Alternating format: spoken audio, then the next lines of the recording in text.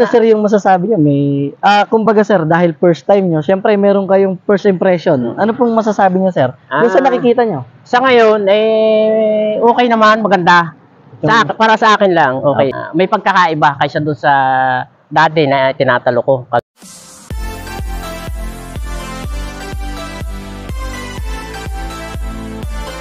Isang magandang araw na naman po mga kasaka. Ako po muli ito, ang inyong agriculturist. Sumasaludo sa magsasakang Pilipino para sa Pilipinas. So ngayon po ay nandito po tayo sa Syngenta Learning Site at kasama po natin ang kanila pong cooperator, si Sir Daniel Agaluos, taga rito po sa...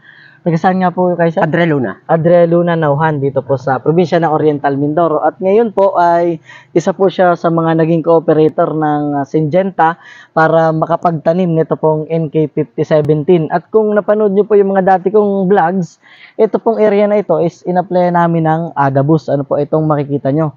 Kung hindi nyo po napapanood, yung mga link ilalagay ko po sa description. Si sir po ay dati nang nagtatanim ng iba't ibang hybrid. Tama sir, ano po?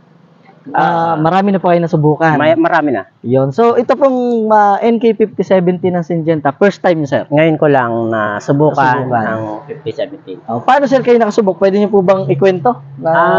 Siguro, binigyan ako ng pagkakataon na makita yung technician ng Syngenta. Sinabi niya na kung pwedeng i-apply, ilagay nila dito yung demo. Opo, dito po sa inyong palayan. Sa area. Sabi ko, wala namang problema. Sige, ilagay mo. Ayun. Napagkasundoan namin na isa hektarya kanilang i-demo. Ayun. So, ito na po yun. Yan na ngayon. At ito pong nasa likod natin ay NK5017. Sa madaling salita, sir, first time yung sa NK5017. First time ko lang yung itinalok. Ano sir yung masasabi niyo? Kumbaga sir, dahil first time nyo, syempre meron kayong first impression. Ano pong masasabi niyo sir? Yung sa nakikita nyo? Sa ngayon, okay naman, maganda. Para sa akin lang, okay. Hindi mo naman sasabihin na may pagkakaiba kaysa doon sa dati na tinatalo ko, kagaya nung una na sa inbreed lang. Ako pumupokus. Ngayon, nung tinalokan nga ng NK5017, malaki yung pagkakaiba. So, gusto din nating sabihin sa kanila, sir, na ang ginamit nyo dyan, syempre, Syngenta products. Syngenta. Ito po ngayon ay nasa 80 to 90 days na. Ano po, kung makikita nila yan. So, ipapakita natin sa kanila itong kabuuan mamaya para mas makita po ninyo ng malapitan. At sir, meron po ba kayong ini-expect na kapag dumating yung anihan? Anong ini-expect natin? Ini-expect nyo po ba na maganda yung ani o... Sa totoong buhay, kung ako tatanungin, maganda ang magiging resulta niyan. Hindi kagaya nung in-applyan ko ng ibang inbreed. Sa inbreed, ano po. So, sa madaling salita, sir, ang pinaka-the best talaga, kapag naani na, pwede nating i-update yung mga nanonood kung kamusta yung naging resulta, kung naging maganda ba, marami ang inani, kung ilan ang inani dito sa isang hektarya na ito. Bali, siguro nasa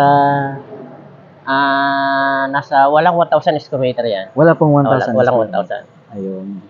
Kaya malalaman. Malalaman natin kung anong pagkakaiba. So, yun. Sir, baka meron kayong gustong pasalamatan? Pinasasalamatan ko ang bumubuo ng Syngenta dahil sa kanila hindi ko makikilala ang NK5017. Yun. At dahil nga kung halimbawa nakita nyo naman na maganda yung tindigan, lalo pag nalaman natin yung resulta, so pwede nyo siyang may-share sir sa mga kapwa natin magsasaka na halimbawa naging maganda yung ani nyo, bakit hindi natin syempre i-share? Ano po? So yun lang naman ang may tutulong ko sa lahat ng mga nakakakita. Siguro tatanungin din nila kung anong aking ginamit. Siguro pangkaraniwan din naman. Hindi naman kagaya nung hindi ganun kahirap intindihin.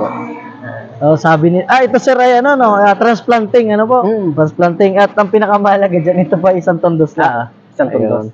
Tapos makikita naman nila ay nagsuwi naman sir, kita nyo. At susubukan ko uli ang 2 tondos naman, hanggang 3 tondos.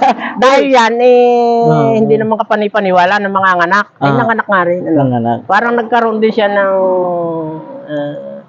Taylor na mga ilan sir nakapagbilang kayo?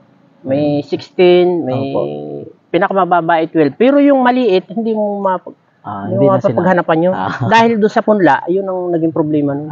Hindi kagaya nung 2 hanggang 3 tundos. Ayun. So yun po, shoutout po kay Sir Paulo Tobise, at kay Sir Daniel Aguilos, maraming salamat po. So ipakita po natin sa kanila yung kagandahan, sir. Pwede mo nang ipakita sa kanila.